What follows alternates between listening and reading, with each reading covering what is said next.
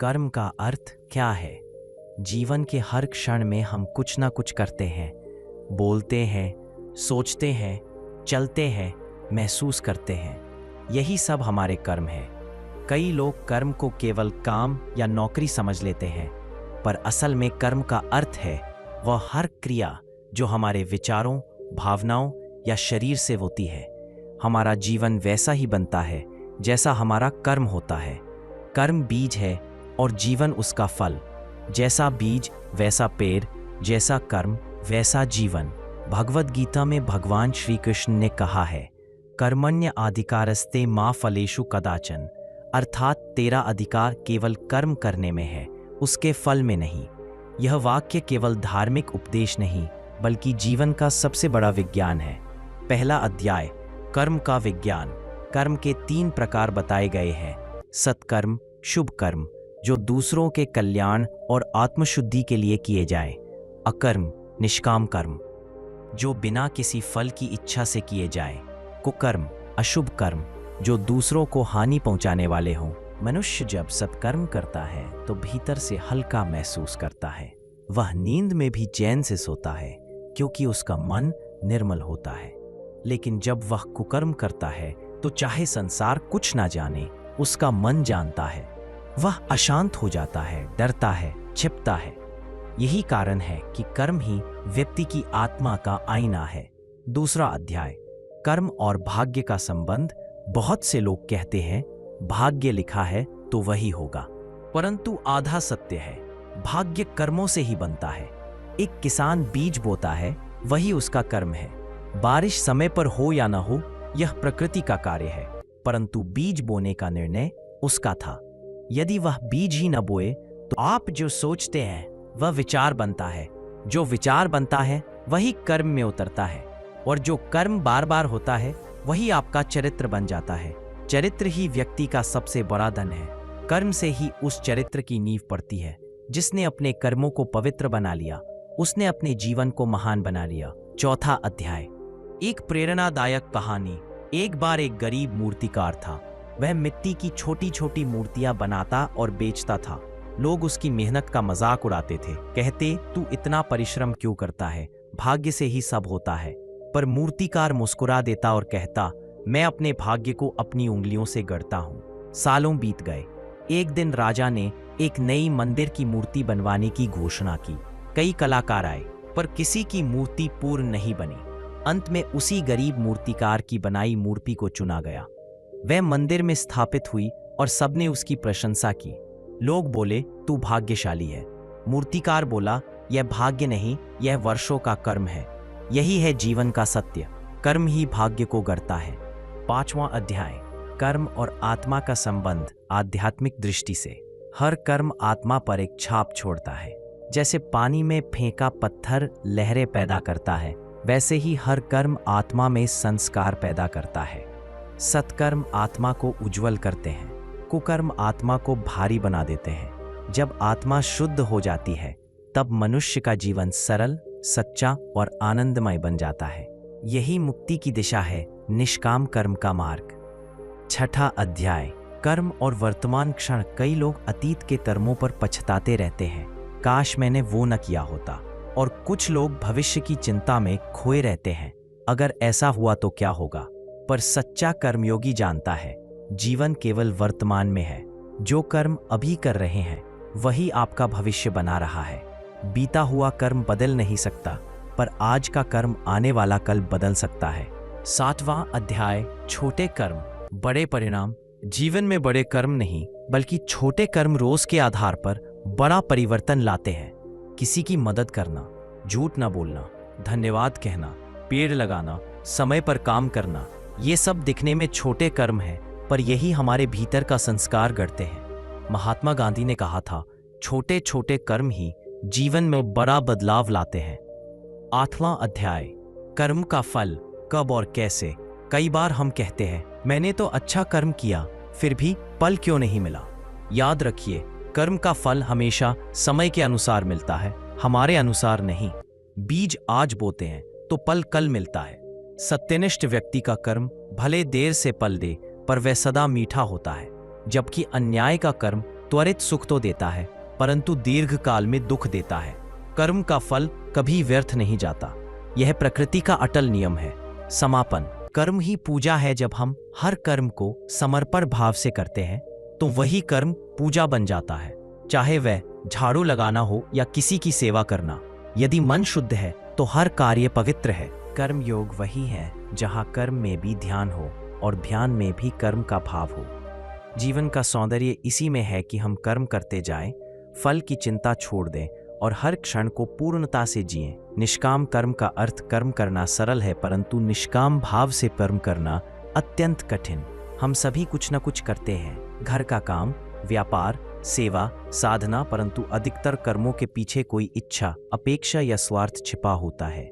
निष्काम कर्म का अर्थ है कर्म करना लेकिन फल की इच्छा छोड़ देना। यही गीता का हृदय है, यही जीवन का सार है। भगवान कृष्ण ने कहा, निष्काम कर्म ही सच्चा योग है। जो फल की आशा छोड़कर कर्तव्य करता है वही कर्मयोगी है। पहला अध्याय, इच्छा और दुख का संबंध। जहाँ इच्छा है वहाँ अपेक्षा है, और जहाँ अपेक्षा है वहाँ निराशा भी आती ही है। हम परिणाम को अपने अनुसार चाहते हैं और जब परिणाम वैसा नहीं आता तो दुख होता है। पर जब हम केवल कर्म पर ध्यान देते हैं तो मन शांत रहता है, क्योंकि उसका नियंत्रण हमारे हाथ में है।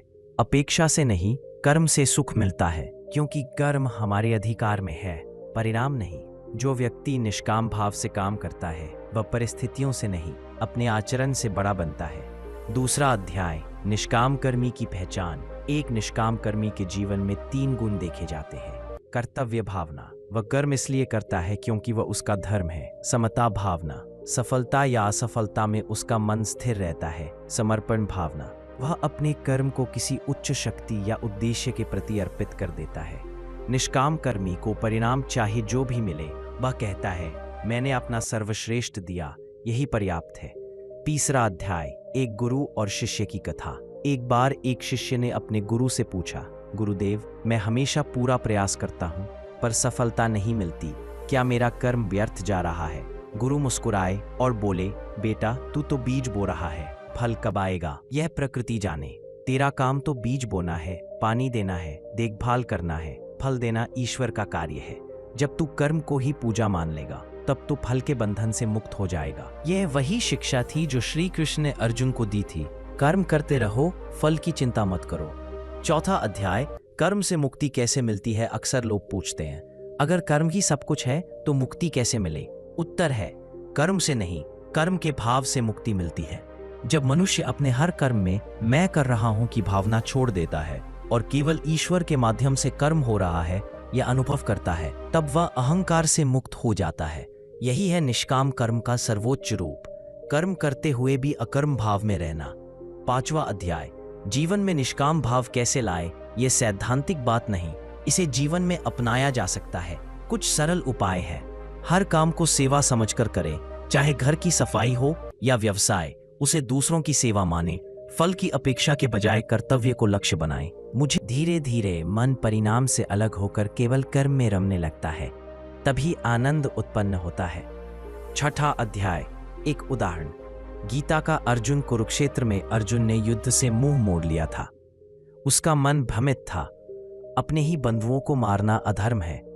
पर कृष्ण ने उसे बताया, यह युद्ध तेरे अहंकार का नहीं, तेरे धर्म का है।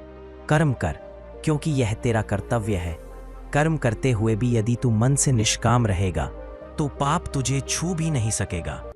अर्जुन ने जब निष्काम भाव से युद्ध किया तो वह केवल योद्धा नहीं रहा, वह योगी बन गया। सातवां अध्याय, निष्काम कर्म और शांति।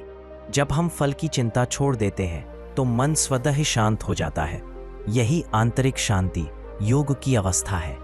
जो व्यक्ति निष्काम कर्म में स्थिर हो गया वही जीवन में सच्चा आनंद पा सकता है। ऐसा व्यक्ति न तो सफलता में अहंकारी होता है, न असफलता में दुखी। वह हर परिस्थिति को ईश्वर की इच्छा मानकर स्वीकार करता है। आठवां अध्याय, कर्म और प्रेम का संगम। निष्काम कर्म का सबसे सुंदर रूप है प्रेम से किया गया कर्म। जब कर्म प्रेम से किया जाता है तो उसमें कोई स्वार्थ नहीं रहता। माँ अपने बच्चे की सेवा करती है बिना किसी फल की अपेक्षा के। वह थकती है फिर भी मुस्कुराती है, क्योंकि उसके कर्म का आधार प्रेम है, न कि परिणाम। यही निष्काम कर्म का सच्चा रूप है। जहां कर्ता, कर्म और फल तीनों एक हो जाते हैं। 9वां अध्याय, समाज और निष्काम कर्म। यदि हर व्यक्ति निष्काम भाव से कार्य करने लगे तो समाज से प्रतिस्पर्धा, ईर्ष्या और लालच समाप्त हो जाए। हर व्यक्ति अपना कर्तव्य निभाएगा क्योंकि वह दूसरों की सेवा को ही सफलता मानेगा। जब कर्म सेवा बन जाता है तब जीवन साधना बन जाता है। ऐसा समाज ही स्वर्ग है जहां हर व्यक्ति दूसरों के कल्याण के लिए कर्म करे। 10वां अध्याय, निष्काम कर्म का फल। आत्मिक आनंद। निष्काम कर्मी को परिणाम की आवश्यकता नहीं होती। उसके भीतर एक गहरा संतोष होता है कि उसने अपना सर्वश्रेष्ठ दिया, अपनी आत्मा को सच्चा रखा। यह आनंद किसी वस्तु या व्यक्ति से नहीं बल्कि अपने भीतर के कर्म योग से उत्पन्न होता है। वह कहता है, मैं कर्म करता हूं क्योंकि यह मेरा स्वभाव है। मैं फल नहीं चाहता क्योंकि मेरा आनंद कर्म में ही है। समापन। कर्म ही ध्यान है। निष्काम कर्म वही ध्यान है जो चलती आंखों से किया जाए। जब मनुष्य पूरी सजगता से कर्म करता है तो उसका हर कार्य ध्यान में परिवर्तित हो जाता है। कर्म करते हुए जो मन एकाग्र रहता है वही सच्चा योगी है। इस अवस्था में जीवन केवल जीना नहीं रह जाता, वह एक साधना बन जाता है। सारांश, निष्काम कर्म वही है जिसमें कोई स्वार्थ ना हो।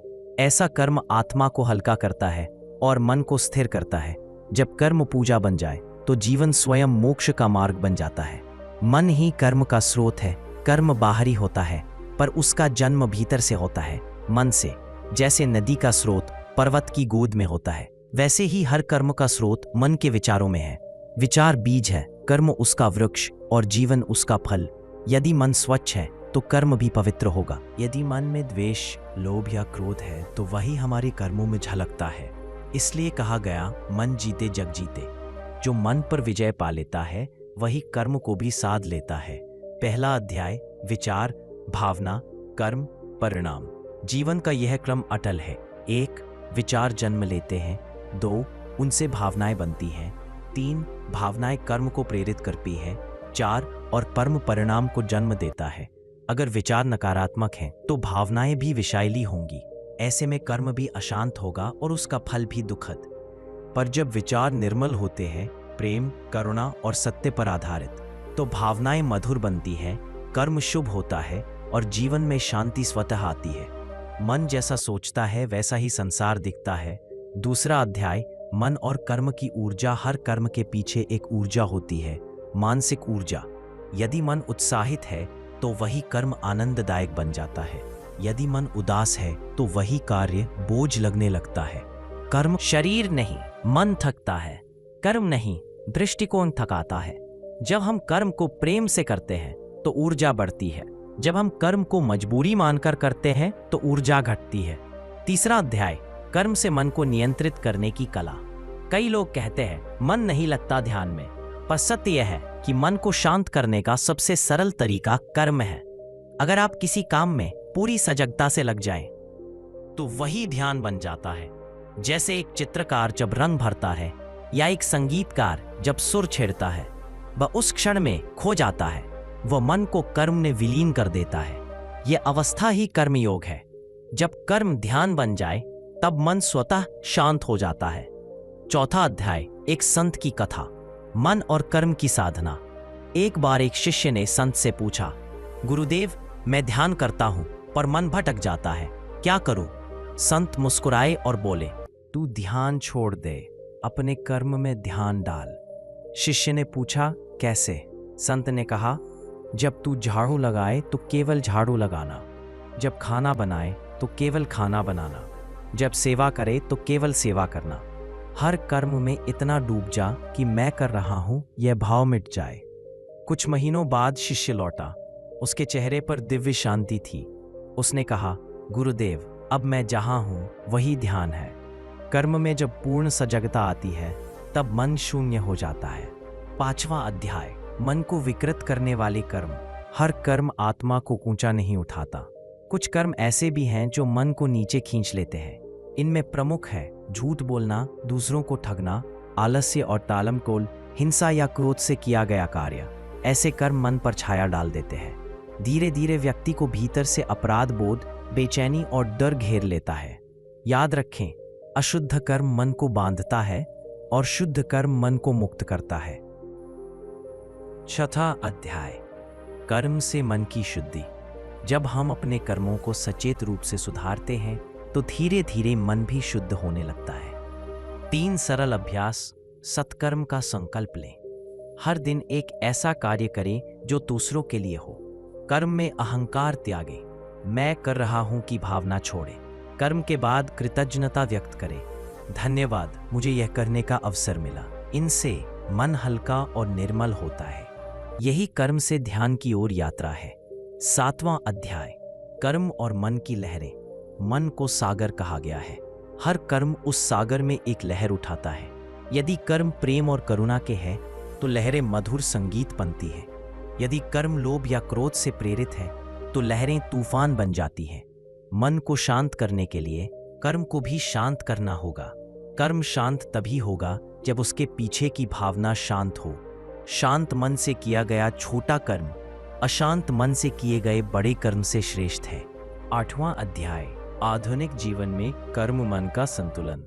आज की भागदौड़ में लोग कहते हैं समय नहीं है, मन नहीं है, पर सच्चाई यह है कि मन की थकान कर्म की अधिकता से नहीं बल्कि विचारों की उलझन से होती है। यदि आप काम को काम समझकर करें तो बोझ लगेगा। अगर उसी को साधना समझकर करें तो वह ध्यान बन जाएगा। कार्यालय में काम करते समय भी मन शांत रह सकता है यदि आप पूर्ण सजगता से करें, बिना शिकायत के। यही आधुनिक योग है, सजग कर्म। 9वां अध्याय। मन को दिशा देने वाला कर्म मन को नियंत्रित करने का सबसे सरल तरीका है, उसे सही दिशा देना। जब हम अच्छे कर्मों में मन लगाते हैं तो बुरे विचार स्वतः दूर हो जाते हैं। यह ऐसा ही है जैसे अंधेरे कमरे में दीपक जलाना। अंधेरा मिटाने की जरूरत नहीं, बस प्रकाश भरना है। सत्कर्म मन का दीपक है। जो व्यक्ति रोज कोई ना कोई सत्कर्म करता है वह अपने भीतर शांति का अनुभव करता है, भले ही संसार कितना भी अशांत क्यों न हो। 10वां अध्याय। मन, कर्म और मुक्ति। मन स्थिर हो जाता है और कर्म निष्काम बन जाते हैं, तब जीवन मुक्त हो जाता है। ऐसा व्यक्ति कर्म करता है पर कर्म उसे बांधता नहीं, क्योंकि उसके भीतर मैं नहीं, केवल कार्य रह जाता है। यही कर्मयोग की चरम अवस्था है, जहां मन, कर्म और आत्मा एक हो जाते हैं। जब मन शांत हो और कर्म पवित्र, तब आत्मा अपने स्वरूप में स्थित होती है। समापन। मन को साधो, कर्म सुधर जाएगा। कर्म को बदलना चाहते हो तो पहले मन को बदलो, क्योंकि कर्म मन का प्रतिबिंब है। जैसा मन वैसा कर्म और जैसा कर्म वैसा जीवन। जब मन में प्रेम, करुणा और सत्य होगा तो कर्म अपने आप शुभ बन जाएगा, और जब कर्म शुभ होगा तो जीवन में आनंद, शांति और सफलता तीनों साथ आएंगे। सारांश। मन ही कर्म का स्रोत है। सजग कर्म से मन शुद्ध होता है। मन की शुद्धि ही आत्मिक शांति की कुंजी है। कर्मयोग का अर्थ है हर कार्य को ध्यान बनाना। कर्म और आत्मा का संबंध हमारे जीवन का सबसे बड़ा रहस्य यही है, आत्मा और कर्म का अटूट संबंध। कर्म केवल शरीर का कार्य नहीं है, यह आत्मा की यात्रा का माध्यम है। जैसे नदी अपने मार्ग में बाधाओं को पार करती है, वैसे ही आत्मा भी कर्म के माध्यम से अनुभव और विकास से गुजरती है। कर्म ऐसा मार्ग है जहाँ। दूसरा अध्याय। कर्म का 3 स्तर वाला प्रभाव। कर्म के प्रभाव को 3 स्तरों पर समझा जा सकता है। एक स्तर, भौतिक स्तर। कर्म का प्रत्यक्ष फल हमारे जीवन में दिखाई देता है, धन, सफलता, सम्मान। 2, मानसिक स्तर। कर्म हमारे विचारों, भावनाओं और मानसिक संतुलन को आकार देता है। सत्कर्म मानसिक शांति लाते हैं, कुकर्म तनाव पैदा करते हैं। 3 स्तर, आध्यात्मिक स्तर। सच्चा कर्म आत्मा को विकसित करता है, यह आत्मा को स्वतंत्रता और दिव्यता की ओर ले जाता है। कर्म केवल बाहरी कार्य नहीं, यह आत्मा का मार्ग है। तीसरा अध्याय। कर्म और पुनर्जन्म का संबंध। आध्यात्मिक दृष्टि से आत्मा अनेक जन्मों से यात्रा कर रही है। हर जन्म में कर्म उसके अनुभवों और परिस्थितियों को निर्धारित करता है। अच्छे कर्म सुखद और शिक्षाप्रद जीवन, बुरे कर्म कठिनाइयां और पीड़ा। यह नियम प्रकृति का है और इसे हम कर्मफल का नियम कहते हैं। यही कारण है कि बुद्ध, महावीर और कृष्ण ने कर्म की महत्ता पर बार बार जोर दिया। आत्मा के विकास का मार्ग कर्म से होकर जाता है और कर्म के नियम से ही पुनर्जन्म और मुक्ति तय होती है। चौथा अध्याय। आत्मा को उन्नत करने वाले कर्म। कुछ कर्म ऐसे हैं जो आत्मा को तुरंत विकसित कर देते हैं। सेवा भाव से किया गया कर्म, बिना किसी फल की अपेक्षा सत्य के लिए किया गया कर्म, न्याय और धर्म का पालन, धैर्य और सहनशीलता से किया गया कर्म। विपरीत परिस्थितियों में भी ऐसे कर्म आत्मा को पवित्रता, स्थिरता और ज्ञान प्रदान करते हैं। एक साधक की कहानी। साधक हर दिन नदी किनारे जाकर बीमारों की सेवा करता था। लोग कहते थे, इतनी मेहनत क्यों?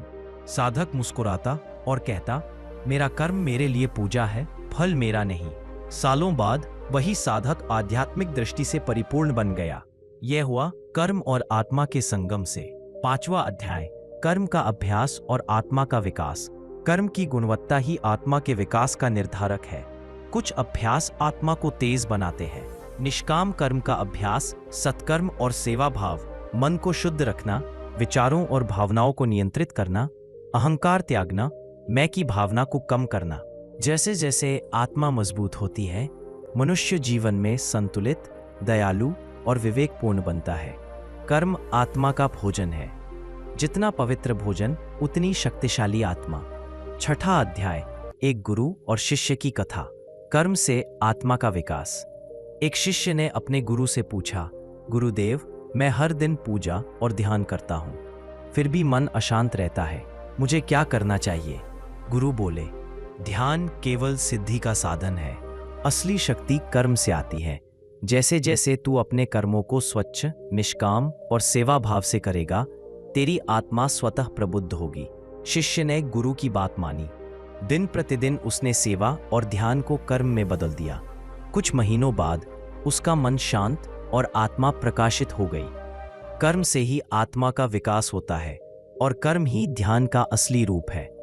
7वां अध्याय, कर्म और जीवन का उद्देश्य। कई लोग जीवन को केवल भौतिक सफलता तक सीमित कर लेते हैं। जैसा कर्म वैसा जीवन, जैसा जीवन वैसा आत्मा। 8वां अध्याय, कर्म और मुक्ति। जब आत्मा कर्मों के माध्यम से परिपक्व हो जाती है, तब व्यक्ति मोक्ष की ओर बढ़ता है। अहंकार मिटता है, लालच और भय कम होते हैं, मन स्थिर और संतुलित हो जाता है। यही कारण है कि गीता में कहा गया, जो कर्मयोगी अपने कर्मों में लीन रहता है, वह जन्म मृत्यु के बंधन से मुक्त होता है। 9वां अध्याय, आत्मा की प्रगति के लिए सुझाव। नियमित सत्कर्म करें। छोटी छोटी मदद, ध्यान और सेवा मन को शुद्ध रखें। नकारात्मक विचारों से बचें। निष्काम भाव अपनाएं। फल की चिंता न करें। आत्मनिरीक्षण करें। अपने कर्मों की समीक्षा और सुधार। इन 4 अभ्यासों से आत्मा धीरे धीरे विकसित होती है। कर्म केवल जीवन की जिम्मेदारी नहीं, यह आत्मा की साधना और पूजा बन जाता है। 10वां अध्याय, सारांश और प्रेरणा। कर्म आत्मा के विकास का मुख्य माध्यम है। निष्काम, सत्य और सेवा भाव वाले कर्म आत्मा को प्रकाशित करते हैं। जीवन का उद्देश्य केवल भौतिक सफलता नहीं, बल्कि आत्मा की उन्नति है। कर्म ही ध्यान, साधना और मुक्ति का मार्ग है। जब मन, कर्म और आत्मा एक साथ साधित हो, तभी जीवन पूर्ण और मुक्त होता है। सारांश भाग 4, आत्मा का विकास कर्म के माध्यम से होता है। निष्काम और सत्कर्म आत्मा को शक्ति और प्रकाश प्रदान करते हैं। जीवन का असली उद्देश्य कर्म और आत्मा का मेल। कर्म केवल व्यक्तिगत नहीं, हमारा प्रत्येक कर्म केवल हमारी ही नहीं, बल्कि समाज और मानवता पर भी प्रभाव डालता है। व्यक्ति अकेला कर्म करता है, पर उसका प्रभाव अनेक जीवनों में फैलता है। जैसे नदी की एक बूंद पूरी नदी को मिलकर बहाव बनाती है, वैसे ही हमारे कर्म समाज में ऊर्जा, संस्कार और संस्कृति बनाते हैं। एक व्यक्ति का दयालु कर्म समाज में विश्वास और प्रेम बढ़ाता है। एक व्यक्ति का कुकर्म समाज में भय और असमानता पैदा करता है। पहला अध्याय, समाज और कर्म का अदृश्य संबंध। समाज मनुष्यों के कर्मों का परिणाम है। यदि समाज में ईमानदारी, सहयोग और करुणा है, तो वह समाज हमारे पूर्वजों के सत्कर्मों का फल है। और यदि समाज में अपराध, भ्रष्टाचार और हिंसा है, तो यह अतीत के कुकर्मों का परिणाम है। समाज वही बनता है जो उसके लोगों के कर्मों का प्रतिबिंब है। एक उदाहरण देखें। इसी गांव में लोग मिलकर साफ सफाई करते हैं, पेड़ लगाते हैं, शिक्षा का प्रसार करते हैं। वह गांव स्वच्छ, सुंदर और सामंजस्यपूर्ण बन जाता है। यदि वही गांव केवल स्वार्थ और हिंसा का पालन करता है, तो वह भ्रष्ट और असुरक्षित बन जाएगा। दूसरा अध्याय, छोटे कर्म, बड़े बदलाव। हम अक्सर सोचते हैं मेरा छोटा सा कर्म क्या बदल सकता है, परंतु छोटे छोटे कर्म समाज में बड़ा प्रभाव डालते हैं। उदाहरण, किसी गरीब की मदद करना, सड़क पर किसी को फंसे वाहन से निकालना, किसी मित्र या अनजान को मार्गदर्शन देना। ये छोटे कर्म समाज में विश्वास और मानवता की भावना जगाते हैं। समाज की संस्कृति धीरे धीरे उसी दिशा में विकसित होती है। समाज के बड़े परिवर्तन छोटे कर्मों से ही शुरू होते हैं। तीसरा अध्याय, उदाहरण, महात्मा गांधी और सत्याग्रह। महात्मा गांधी ने कहा, सत्य और अहिंसा यह दिखाता है कि व्यक्ति का कर्म समाज के लिए प्रेरणा बन सकता है। चौथा अध्याय, कर्म और जिम्मेदारी। हर व्यक्ति के पास समाज के लिए जिम्मेदारी है। हमारे कर्मों का प्रभाव केवल हम तक सीमित नहीं है। एक शिक्षक, एक चिकित्सक, एक नेता या एक किसान, सभी अपने कर्मों से समाज पर प्रभाव डालते हैं। शिक्षक का कर्म भविष्य की पीढ़ी, चिकित्सक का कर्म स्वास्थ्य और जीवन, नेता का कर्म न्याय और व्यवस्था, किसान का कर्म भोजन और जीवन की सुरक्षा। एक पांचवा अध्याय, सामाजिक दायित्व भी उतना ही महत्वपूर्ण है। पांचवा अध्याय, कर्म में नैतिकता। समाज में संतुलन तभी आता है जब कर्म नैतिक और न्यायपूर्ण हो। कई बार लोग केवल स्वार्थ या लाभ के लिए कर्म करते हैं, परंतु इस प्रकार के कर्म समाज में असमानता, अन्याय और हिंसा पैदा करते हैं। नैतिक कर्म समाज में विश्वास और प्रेम, असत्य कर्म समाज में भय और द्वेष। जब प्रत्येक व्यक्ति नैतिकता से कर्म करता है, तब समाज अपने आप स्वर्ग बन जाता है। छठा अध्याय, समाज में निष्काम कर्म। निष्काम कर्म की शक्ति समाज में अत्यंत प्रभावशाली होती है। जब कोई व्यक्ति अपने कर्म फल की चिंता न करके सेवा करता है, तो वह समाज में प्रेरणा का स्रोत बनता है। उदाहरण, एक शिक्षक जो बिना अपेक्षा बच्चों को पढ़ाता है, एक डॉक्टर जो निस्वार्थ सेवा करता है, एक किसान जो कठिन परिश्रम से समाज को भोजन प्रदान करता है। ऐसे लोग समाज के नैतिक और आध्यात्मिक स्तंभ बन जाते हैं। सातवां अध्याय, परिवार और समाज में कर्म का प्रसार। समाज का सबसे पहला क्षेत्र है परिवार। यदि परिवार में करुणा, ईमानदारी और सेवा भाव के कर्म है, तो बच्चे भी वही मूल्य अपनाते हैं। धीरे धीरे वही मूल्य समाज में फैलते हैं। माता पिता के छोटे छोटे कर्म, बच्चों में संस्कार, बच्चों के अच्छे कर्म, समाज में बदलाव। एक परिवार के कर्म ही समाज की नींव रखते हैं। आठवां अध्याय, समाज सुधारक और उनके कर्म। इतिहास में कई समाज सुधारक ऐसे रहे हैं जिनके कर्मों ने समाज बदल दिया। स्वामी विवेकानंद, युवाओं में शिक्षा और आत्मविश्वास। रविंद्रनाथ टैगोर, साहित्य और संस्कृति के माध्यम से चेतना। डॉक्टर भीमराव अंबेडकर, सामाजिक समानता और न्याय। उनके कर्म व्यक्तिगत नहीं थे, वे समाज और मानवता के लिए प्रेरणा बने। यह दिखाता है कि कर्म केवल स्वयं के लिए नहीं, समाज के लिए भी होते हैं। नवा अध्याय, समाज में कर्म का दैनिक महत्व। हर दिन किए गए छोटे छोटे कर्म समाज को आकार देते हैं। सड़क साफ रखना नागरिक जिम्मेदारी, समय पर कार्य करना अनुशासन, किसी की मदद करना सहयोग और मानवता। समाज वही बनता है जो उसके नागरिकों के कर्मों से बनता है। कर्म समाज में विश्वास और स्थिरता का आधार है। 10वां अध्याय, सारांश और प्रेरणा। हर कर्म समाज और मानवता पर प्रभाव डालता है। छोटे कर्म भी बड़े परिवर्तन की नींव रखते हैं। नैतिक और निष्काम कर्म समाज को प्रेम, शांति और विश्वास देते हैं। समाज के सुधारक व्यक्तिगत कर्मों से प्रेरणा का स्रोत बनते हैं। जब प्रत्येक व्यक्ति अपने कर्मों को समाज और मानवता के लिए समर्पित कर देता है, तब समाज स्वर्ग बन जाता है। सारांश भाग 5। कर्म केवल व्यक्तिगत नहीं, समाज और मानवता के लिए भी है। निष्काम और नैतिक कर्म समाज में स्थिरता और प्रेम लाते हैं। जीवन में छोटे छोटे कर्म समाज में बड़े बदलाव की नींव रखते हैं। सफलता और कर्म का संबंध। हम अक्सर सफलता को केवल भाग्य, शिक्षा या अवसर से जोड़ देते हैं, परंतु असली सत्य यह है, सफलता और विफलता दोनों ही हमारे कर्मों का परिणाम है। जैसे बीज के अनुसार फल आता है, वैसे ही कर्म के अनुसार जीवन की सफलता और विफलता निर्धारित होती है। कर्म निरंतर प्रयास का प्रतिबिंब है। जो कर्म सही, सुसंगत और धैर्यपूर्ण हो, उनका फल सफलता के रूप में सामने आता है, और जो कर्म अधूरे, अशुद्ध या स्वार्थी हो, उनका फल विफलता, असफलता या कठिनाई के रूप में मिलता है। पहला अध्याय, कर्म और सतत प्रयास। सफलता केवल क्षणिक प्रयास से नहीं आती, यह लगातार किए गए कर्म का परिणाम है। उदाहरण, एक विद्यार्थी रोज पढ़ाई करता है, अभ्यास करता है, अपने ज्ञान को बढ़ाता है। कई बार वह असफल होता है, परंतु निरंतर कर्म के कारण वह परीक्षा में सफलता प्राप्त करता है। सफलता वह है जो निरंतर कर्म के माध्यम से मिलती है, न कि केवल संयोग से। कर्म और सफलता का यह नियम जीवन के हर क्षेत्र में लागू होता है। दूसरा अध्याय, कर्म में गुणवत्ता का महत्व। सिर्फ कर्म करना ही पर्याप्त नहीं, कर्म की गुणवत्ता भी महत्वपूर्ण है। मेहनत, ईमानदारी, योजना, ध्यान, समर्पण, धैर्य। यदि केवल प्रयास किया जाए पर गुणवत्ता न हो तो सफलता अधूरी या विलंबित होती है। यदि कर्म में मन और आत्मा दोनों लगे तो परिणाम उत्कृष्ट होता है। कर्म में पूर्णता लाओ और सफलता स्वतः पीछे आएगी। तीसरा अध्याय, विफलता और उसके कारण। कई लोग विफलता को केवल भाग्य का दोष मानते हैं, परंतु असली कारण अधूरे, अशुद्ध या स्वार्थी कर्म होते हैं। आलस्य और प्रोक्रेस्टिनेशन, समय की हानि, अधूरी योजना, परिणाम असफल, अहंकार या लालच, गलत निर्णय। विफलता का सामना करना भी एक महत्वपूर्ण कर्म है। सही दृष्टिकोण और सीख लेकर पुनः प्रयास करना ही सफलता की कुंजी है। चौथा अध्याय, वास्तविक जीवन उदाहरण।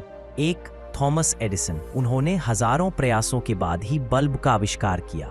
उनके शब्द प्रेरणादायक है। मैं असफल नहीं हुआ, मैंने सफलता केवल भाग्य का परिणाम नहीं बल्कि कर्म और धैर्य का फल है। पांचवा अध्याय, निष्काम कर्म और सफलता। निष्काम भाव से किया गया कर्म सफलता की सबसे स्थायी नींव रखता है। जब कर्म केवल फल के लिए किया जाता है तो व्यक्ति तनाव और चिंता में उलझ जाता है। जब कर्म फल की अपेक्षा छोड़कर किया जाता है तो मन शांत रहता है और निर्णय स्पष्ट होते हैं। यही कारण है कि आध्यात्मिक दृष्टि से निष्काम कर्मी ही सच्चा सफल व्यक्ति माना जाता है। फल की चिंता छोड़ो, कर्म पर विश्वास रखो, सफलता अपने आप आएगी। छठा अध्याय, सफलता का मानसिक पक्ष। सफलता केवल भौतिक उपलब्धियों तक सीमित नहीं है, मन और आत्मा की सफलता भी उतनी ही महत्वपूर्ण है। कर्म के माध्यम से मन में आत्मविश्वास बढ़ता है। कर्म से धैर्य और संयम विकसित होते हैं। कर्म से मानसिक स्थिरता और संतुलन आता है। सच्ची सफलता वही है जो मन और आत्मा दोनों में अनुभव हो। सातवां अध्याय, विफलता से सीखना। विफलता भी कर्म का हिस्सा है। यह संकेत देती है कर्म में सुधार की आवश्यकता है। किसी गलती को स्वीकार करना, अनुभव से सीख लेना, नई रणनीति अपनाना। विफलता केवल मार्गदर्शक है, ठहराव नहीं। सच्चा सफल व्यक्ति वही है जो विफलता से सीखकर पुनः प्रयास करता है। आठवां अध्याय, समाज और कर्म। हमारे कर्म समाज में भी सफलता और विफलता का प्रभाव डालते हैं। कोई व्यक्ति जो समाज में सेवा करता है, समाज में विश्वास और सम्मान बढ़ता है। कोई व्यक्ति जो भ्रष्ट कार्य करता है, समाज में अविश्वास और अस्थिरता फैलती है। व्यक्तिगत सफलता तभी पूर्ण होती है जब उसके कर्म समाज और मानवता के लिए भी लाभकारी हों। नवा अध्याय, सफलता के लिए कर्म के सिद्धांत। नियमित और निरंतर प्रयास, बिना थके कर्म करते रहना। कर्म में ईमानदारी, मन, शब्द और क्रिया में एक रूपता, सतत आत्म संस्कार, अपने कर्मों की समीक्षा और सुधार, निष्काम भाव, केवल कर्तव्य निभाना, फल की चिंता न करना। इन 4 सिद्धांतों से जीवन में सफलता सुनिश्चित होती है। 10वां अध्याय, सारांश और प्रेरणा। सफलता और विफलता दोनों ही हमारे कर्मों का परिणाम है। कर्म की गुणवत्ता और निरंतरता सफलता का आधार है। निष्काम कर्म सफलता की सबसे स्थायी नींव रखता है। मानसिक और आत्मिक संतुलन भी कर्म से ही प्राप्त होता है। जैसे बीज में फल छिपा है, वैसे ही कर्म में सफलता और संतोष छिपा है। कर्म करो, विश्वास रखो, फल अपने आप आएगा। सारांश भाग 6, सफलता और विफलता कर्मों से आकार लेती हैं। नियमित, निष्काम और गुणवत्तापूर्ण कर्म ही जीवन में स्थायी सफलता लाते हैं।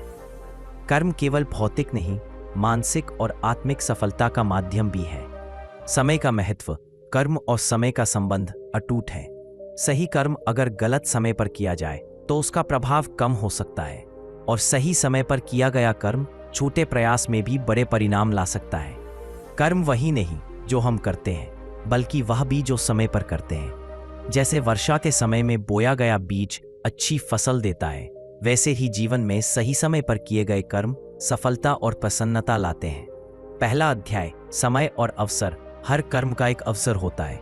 यदि हम उसे समय पर पहचानें और कर्म करें तो परिणाम अधिक प्रभावशाली होते हैं। उदाहरण, किसान जो फसल के मौसम में बुआई करता है, व्यापारी जो मांग के समय उत्पादन बढ़ाता है, विद्यार्थी जो परीक्षा से पहले पढ़ाई करता है। समय के अनुसार किया गया कर्म ही प्रभावशाली और फलदायी होता है। गलत समय पर किया गया प्रयास अक्सर अधूरा या व्यर्थ साबित होता है। दूसरा अध्याय, कर्म में धैर्य और समय का संतुलन। हमारा मन अक्सर तुरंत परिणाम चाहता है, परंतु समय के अनुसार कर्म का फल आता है, इसलिए धैर्य रखना आवश्यक है। तुरंत फल की इच्छा, निराशा, धैर्य और समय पर कर्म, स्थायी सफलता और सही समय कर्म का दो मुख्य स्तंभ है। उदाहरण, एक छात्र जो लगातार अभ्यास करता है, समय पर परीक्षा देने का उचित समय चुनता है, तो सफलता निश्चित है। तीसरा अध्याय, प्राकृतिक नियम और कर्म। समय प्राकृतिक नियमों से चलता है। दिन और रात, ऋतु और मौसम, स्वास्थ्य और परिस्थितियां, ये सभी समय के संकेत हैं। कर्म करते समय समय की प्रकृति का पालन करना बुद्धिमानी है। प्रकृति का नियम जानकर किया गया कर्म ही स्थायी और फलदायी होता है।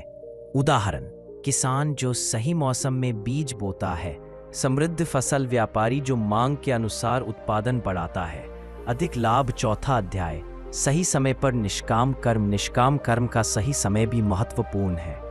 जब समाज में किसी सेवा की आवश्यकता हो, सेवा करो। जब किसी की मदद की जरूरत हो, मदद करो। जब ज्ञान फैलाने का समय हो, शिक्षा दो। समय पर निष्काम कर्म समाज और आत्मा दोनों को लाभ पहुंचाता है। सही समय पर किए गए कर्म से मनुष्य का जीवन प्रभावशाली और सार्थक बनता है। पांचवा अध्याय, इतिहास के उदाहरण। अल्बर्ट आइंस्टीन, समय पर सही खोजों ने विज्ञान में क्रांति ला दी। 2. महात्मा गांधी, स्वतंत्रता आंदोलन के समय पर किए गए सत्याग्रह ने समाज में बड़ा प्रभाव डाला। 3. सच्चे किसान और शिक्षक, समय पर की गई सेवाएं समाज को स्थायी लाभ देती है। सही समय पर कर्म का प्रभाव अक्सर अप्रत्याशित और महान होता है। छठा अध्याय, कर्म और अवसर का मेल। कर्म और अवसर हमेशा साथ चलते हैं। यदि अवसर मिला और कर्म नहीं किया, अवसर चूक गया। यदि कर्म किया और समय नहीं, प्रयास व्यर्थ। इसलिए हमेशा सजग रहना और समय का सम्मान करना आवश्यक।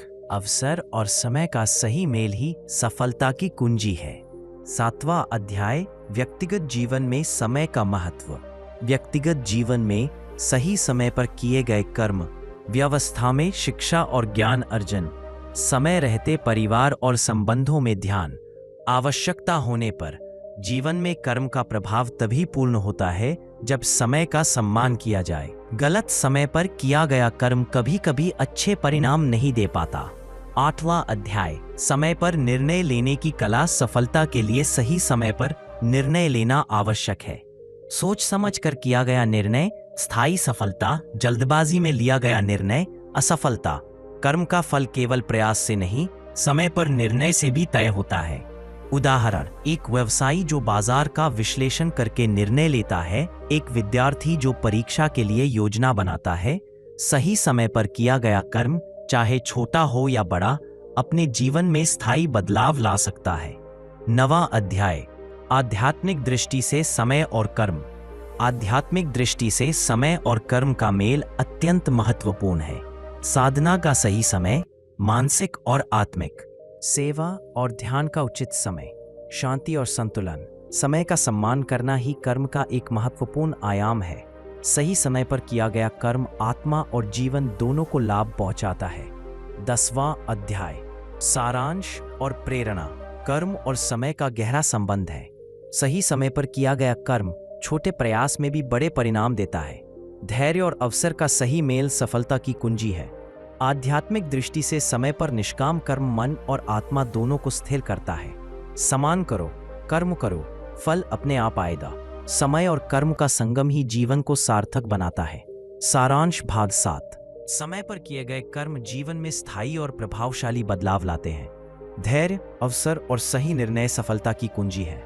आध्यात्मिक दृष्टि से समय और कर्म का मेल मन और आत्मा को लाभ, बल्कि वह सकारात्मक ऊर्जा और जीवन का मार्गदर्शन बन जाता है। आभार वह कुंजी है जो हमारे कर्म को जीवन में प्रकाश और सफलता देती है।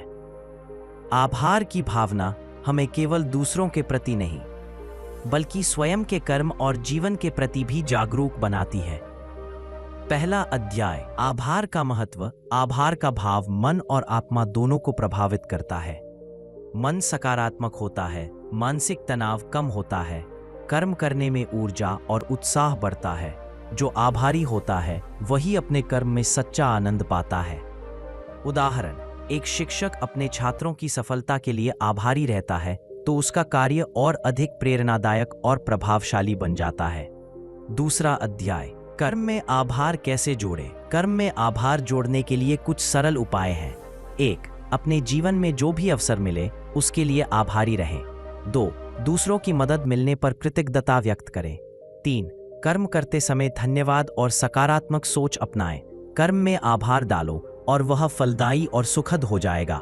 आभार का भाव कर्म को केवल निष्काम नहीं बनाता बल्कि उसे सशक्त और स्थायी प्रभाव वाला बनाता है। तीसरा अध्याय, वास्तविक जीवन उदाहरण। एक डॉक्टर मरीजों के इलाज में आभार और सेवाभाव रखने वाला, मरीज और समाज दोनों पर सकारात्मक प्रभाव। 2. किसी किसान फसल और प्रकृति के प्रति कृतज्ञ, मेहनत का फल अधिक समृद्ध और स्थायी। तीसरा, शिक्षक छात्रों और शिक्षा के अवसर के प्रति आभारी, उसका कर्म बच्चों के जीवन में स्थायी बदलाव लाता है। आभार का भाव कर्म को दिव्य और प्रभावशाली बनाता है। चौथा अध्याय, आभार से मानसिक स्थिति सुधारना। आभार हमारे मन को शांत और स्थिर करता है। नकारात्मक भावनाएं कम होती हैं, क्रोध, ईर्ष्या और चिंता घटती हैं, मानसिक ऊर्जा और एकाग्रता बढ़ती है। मन शांत, कर्म सफल। आभारी मन ही सफलता का मार्ग है। जब हम आभारी भाव से कर्म करते हैं तो परिणाम केवल भौतिक नहीं बल्कि मानसिक संतोष और आत्मिक आनंद भी होता है। पांचवां अध्याय, आभार और समाज। आभार का भाव समाज में भी फैलता है। सहयोग और प्रेम बढ़ता है, संघर्ष और द्वेष घटता है, समाज में विश्वास और सम्मान बढ़ता है। उदाहरण, एक कर्मचारी जो अपने सहकर्मियों और समाज के लिए आभारी रहता है वह टीम को प्रेरित करता है और काम का माहौल सकारात्मक बनाता है। आभारी व्यक्ति के कर्म समाज में उज्जवल और स्थायी प्रभाव छोड़ते हैं। छठा अध्याय, आध्यात्मिक दृष्टि से आभार। आध्यात्मिक दृष्टि से आभार कर्म की शक्ति बढ़ाता है। कर्म फल की चिंता को कम करता है, मन और आत्मा को स्थिर करता है, जीवन में संतुलन और शांति लाता है। आभार का भाव कर्म को साधना बनाता है और जीवन को प्रकाशमान करता है। संत अक्सर यही कहते हैं, जो आभारी है वही सच्चा साधक और कर्मयोगी है। सातवां अध्याय, आभार का अभ्यास। प्रतिदिन अपने जीवन के लिए 3 चीजों का आभारी रहें। दूसरों की मदद मिलने पर कृतज्ञता व्यक्त करें। कर्म करते समय मन में आभारी भावना बनाए रखें। कठिनाई और चुनौतियों में भी आभार खोजें। साधारण अभ्यास से कर्म में आभार की ऊर्जा प्रवाहित होती है और जीवन सकारात्मक बनता है। 8वां अध्याय, सफलता और आभार। आभार और सफलता का गहरा संबंध है। आभारी मन सफलता की ओर अग्रसर करता है, असफलता में भी सीख और अनुभव प्रदान करता है, मानसिक संतोष और आत्मिक। जो आभारी है वह अपने कर्म में सच्ची सफलता और आनंद पाता है। 9वां अध्याय, सारांश और प्रेरणा। आभार का भाव कर्म को सकारात्मक और प्रभावशाली बनाता है। आभारी मन मानसिक और आत्मिक शांति लाता है। कर्म में आभार जोड़ना जीवन और समाज दोनों के लिए लाभकारी है। आभार ही कर्म और जीवन की स्थायी सफलता की कुंजी है। आभार से भरपूर कर्म जीवन को प्रकाशमान करता है और समाज में सकारात्मक ऊर्जा फैलाता है। सारांश भाग 8। आभार कर्म को दिव्य और स्थायी बनाता है। आभारी मन सफलता, शांति और संतोष का मार्ग है। कर्म में आभार जोड़ना व्यक्ति, समाज और जीवन तीनों के लिए लाभकारी है। मानसिक शांति और कर्म का संबंध मनुष्य का सबसे बड़ा संकट है। अशांत और उलझा मन, तनाव, चिंता, क्रोध और असंतोष हमारे जीवन की गुणवत्ता को प्रभावित करते हैं, परंतु सही और निष्काम कर्म हमारे मन को स्थिर, संतुलित और शांत रखते हैं। मन की शांति केवल परिस्थितियों से नहीं आती बल्कि कर्म के सही मार्ग और दृष्टिकोण से मिलती है। कर्म केवल बाहरी क्रियाएं नहीं है बल्कि मन के स्थिर और संतुलित रहने का माध्यम भी है। पहला अध्याय, कर्म और माँ। जब हम कर्म करते हैं, जिम्मेदारी निभाते हैं, स्वार्थ रहित प्रयास करते हैं, दूसरों की भलाई का ध्यान रखते हैं तो मन में संतुलन और स्थिरता उत्पन्न होती है।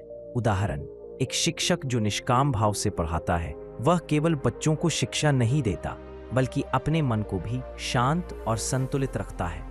निष्काम कर्म मन को नियंत्रित और स्थिर बनाते हैं। दूसरा अध्याय, मानसिक तनाव और कुकर्म। कुकर्म और अधूरे कर्म मानसिक अशांति का मुख्य कारण है। स्वार्थी कर्म, चिंता और भय, अधूरे कार्य, तनाव और पछतावा, झूठ, धोखा और हिंसा, मानसिक अशांति। मन केवल तभी शांत रहता है जब कर्म शुद्ध और निष्काम हो। यदि व्यक्ति अपने कर्मों में ईमानदारी और धैर्य रखता है तो मानसिक शांति स्वाभाविक रूप से प्राप्त होती है। तीसरा अध्याय, ध्यान और कर्म का मेल। ध्यान और कर्म साथ में मन को संतुलित रखते हैं। ध्यान से मन स्थिर होता है। सही कर्म से ध्यान की शक्ति बढ़ती है। मानसिक शांति और एकाग्रता मजबूत होती है। उदाहरण, एक साधक जो प्रतिदिन ध्यान करता है और निष्काम सेवा करता है, वह न केवल शांत रहता है बल्कि अपने आसपास के लोगों को भी शांति प्रदान करता है। ध्यान और कर्म का मेल ही स्थायी मानसिक शांति का मार्ग है। चौथा अध्याय, सफलता और मानसिक शांति। सफलता केवल बाहरी उपलब्धियों तक सीमित नहीं है। अगर मानसिक शांति नहीं तो सफलता का आनंद अधूरा रहता है। सही कर्म मन को संतुलित रखते हैं, जिससे सफलता का अनुभव सुखद और स्थायी होता है। असफलता में भी मानसिक संतोष मिलता है। जीवन में स्थिरता और धैर्य विकसित होते हैं। मन शांत, कर्म सही, जीवन सफल। पांचवा अध्याय, मानसिक शांति के लिए कर्म के सिद्धांत। एक निष्काम भाव, फल की चिंता छोड़कर कर्म करना। 2 सत्कर्म, दूसरों की भलाई के लिए कर्म करना। धैर्य और समय का सम्मान, सही समय पर प्रयास करना। 4 आभार का भाव, जीवन और अवसरों के लिए कृतज्ञ रहना। इन 4 सिद्धांतों को अपनाने से मन शांत, स्थिर और संतुलित बनता है। छठा अध्याय, वास्तविक जीवन उदाहरण। एक डॉक्टर मरीजों की सेवा निष्काम भाव से करता है, मानसिक शांति और संतोष प्राप्त करता है। 2 एक शिक्षक बच्चों को बिना स्वार्थ पढ़ाता है, अपने मन को शांत और संतुलित रखता है। 1 साधक ध्यान और सेवा करता है, मानसिक स्थिरता और गहरी शांति अनुभव करता है। सही कर्म मन को नियंत्रित और संतुलित रखता है और जीवन को सार्थक बनाता है। 7वां अध्याय, समाज में मानसिक शांति और कर्म। व्यक्तिगत मानसिक शांति केवल स्वयं तक सीमित नहीं रहती। जब व्यक्ति निष्काम और सत्कर्म करता है, परिवार और समाज में शांति बढ़ती है, दूसरों के लिए प्रेरणा बनता है, समाज में विश्वास और सामंजस्य स्थापित होता है। मन की शांति का असर केवल स्वयं पर नहीं, समाज पर भी पड़ता है। 8वां अध्याय, कठिन परिस्थितियों में कर्म। कठिन परिस्थितियों में सही कर्म मानसिक शांति का आधार बनता है। क्रोध, भय और चिंता से बचना, परिस्थितियों को स्वीकार करना, निष्काम और धैर्यपूर्वक कार्य करना। सही कर्म कठिन समय में भी मन को स्थिर रखता है और मानसिक संतोष देता है। उदाहरण, एक किसान जो प्राकृतिक आपदाओं के बावजूद मेहनत करता है, वह मानसिक रूप से स्थिर रहता है और पुनः प्रयास करता है। 9वां अध्याय, सारांश और प्रेरणा। मानसिक शांति सही कर्मों का परिणाम है। निष्काम, सत्कर्म और आभारपूर्ण कर्म मन को स्थिर और संतुलित रखते हैं। कर्म और ध्यान का मेल मानसिक संतोष और स्थायित्व प्रदान करता है। मानसिक शांति न केवल व्यक्तिगत लाभ देती है बल्कि समाज और परिवार को भी पॉजिटिव बनाती है। जब मन शांत, कर्म सही और जीवन संतुलित होता है, तभी जीवन सार्थक और सुखद बनता है। सारांश भाग 9। सही कर्म मन को स्थिर, संतुलित और शांत रखते हैं। निष्काम, सत्कर्म और आभारपूर्ण भाव मानसिक शांति की कुंजी है। मानसिक शांति व्यक्तिगत जीवन और समाज दोनों के लिए लाभकारी है। कर्म और आध्यात्मिक उन्नति कर्म केवल भौतिक जीवन के लिए नहीं है। सच्चा कर्म आत्मा की उन्नति, मानसिक शांति और जीवन के उच्चतम उद्देश्य की ओर ले जाता है। कर्म जीवन का आधार है और आध्यात्मिक उन्नति कर्म की सही दिशा में होने पर संभव है। जब मनुष्य अपने कर्मों को निष्काम, सत्कर्म और आभारी भाव से करता है, तो वह केवल जीवन में सफलता नहीं पाता बल्कि आत्मिक ज्ञान, मुक्ति। पहला अध्याय, आत्मा और कर्म का संबंध। आत्मा का विकास कर्म के माध्यम से होता है। अच्छे कर्म आत्मा में प्रकाश और पवित्रता, कुकर्म आत्मा में अशांति और बाधा। जैसे शरीर भोजन से चलता है, वैसे ही आत्मा कर्म से विकसित होती है। सत्य, दया, करुणा और सेवा भाव से किया गया कर्म आत्मा को शुद्ध और परिपूर्ण बनाता है। दूसरा अध्याय, निष्काम कर्म और आध्यात्मिक उन्नति। निष्काम कर्म ही आध्यात्मिक उन्नति का मूल आधार है। फल की चिंता छोड़कर कर्म करना, ईमानदारी और निष्ठा के साथ कर्म करना, दूसरों के लिए सेवा करना। जो व्यक्ति निष्काम भाव से कर्म करता है वही आध्यात्मिक रूप से प्रबुद्ध होता है। उदाहरण, एक साधक जो बिना किसी स्वार्थ के सेवा करता है, धीरे धीरे आत्मा में प्रकाश और ज्ञान अनुभव करता है। तीसरा अध्याय, कर्म और ध्यान का मेल। कर्म और ध्यान साथ में आत्मा को उन्नत बनाते हैं। ध्यान मन को स्थिर करता है, सही कर्म आत्मा को मजबूत बनाता है। ध्यान और कर्म का मेल आध्यात्मिक अनुभव को गहरा करता है। ध्यान कर्म का सार है और कर्म ध्यान का अभ्यास। साधक का जीवन इस सिद्धांत का जीता जागता उदाहरण है। चौथा अध्याय, सेवा और करुणा के परम। सच्ची आध्यात्मिक उन्नति के लिए सेवा और करुणा अत्यंत महत्वपूर्ण है। दूसरों की भलाई के लिए कर्म करना, बिना अपेक्षा और अहंकार के सेवा करना, दया और प्रेम से भरे कार्य करना। सेवा और करुणा के कर्म आत्मा को दिव्यता की ओर ले जाते हैं।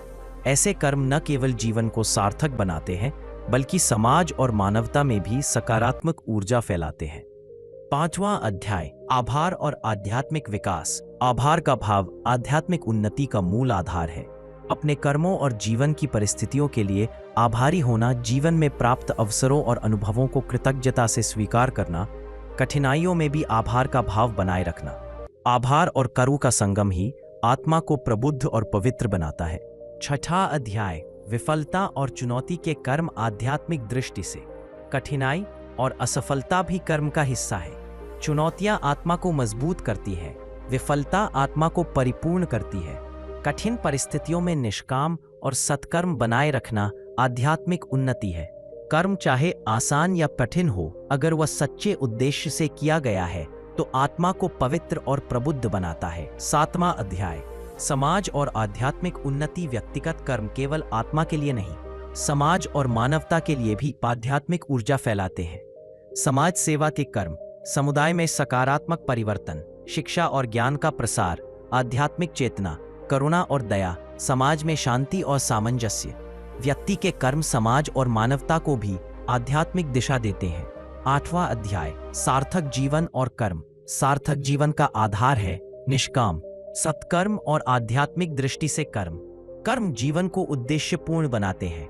कर्म मन को संतुलित और शांत रखते हैं। कर्म आत्मा को प्रबुद्ध और पवित्र बनाते हैं। कर्म के बिना जीवन अधूरा है और कर्म की सही दिशा बिना आध्यात्मिक उन्नति का। एक साधक जिसने जीवन को सेवा, ध्यान और कर्म के मार्ग पर समर्पित किया, वह केवल शांति और संतोष ही नहीं प्राप्त करता बल्कि समाज और मानवता के लिए भी प्रेरणा बन जाता है। नवा अध्याय, अंतिम सारांश और प्रेरणा। कर्म आत्मा का विकास है। निष्काम और सत्कर्म आध्यात्मिक उन्नति के मार्ग है। सेवा, करुणा और आभार आत्मा को पवित्र बनाते हैं। मन और समाज में स्थिरता और शांति कर्म से आती है। सार्थक जीवन वही है जिसमें कर्म, ध्यान और आध्यात्मिक दृष्टि का संगम हो। कर्म से ही जीवन बनता है और सही कर्म से आत्मा प्रबुद्ध, जीवन सार्थक और समाज उज्जवल बनता है। सारांश भाग 10। कर्म आत्मा की उन्नति का माध्यम है। निष्काम, सत्कर्म, सेवा और आभार आध्यात्मिक विकास की कुंजी है। सही कर्म मन, जीवन और समाज तीनों को स्थिर, शांत और सकारात्मक बनाते हैं।